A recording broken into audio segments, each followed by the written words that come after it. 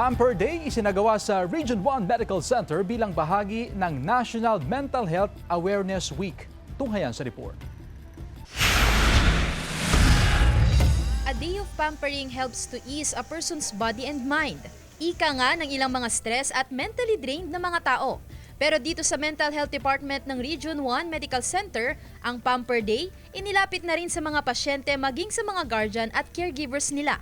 Katuwang ng R1MC ang ilang partner organizations sa paghahandog ng libreng gupit, libreng masahe, merienda at libreng konsultasyon na rin. Meron po tayong week-long celebration.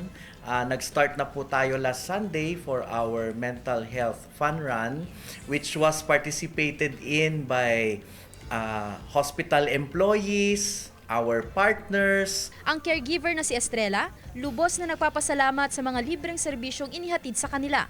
Maliban kay Estrella, nakinabang din ang mahigit 100 service users at iba pang caregivers. Kasi libre. Tapos wala ka ng anuhin ng bayad. Tapos nakapagmasad pa kami. Ayon sa Mental Health Department, hindi lang daw pampering ang layo ng programa. Nais din itong palawakin ang kaalaman ng mga residente sa pagpapahalaga ng mental health. To make people aware of the importance of mental health.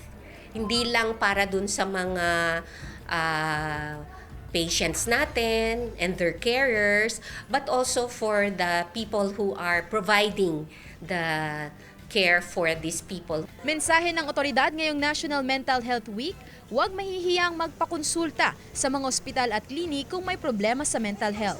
Kasama si Daryl Peralta, Sandy Salvacio, One North, Central Luzon.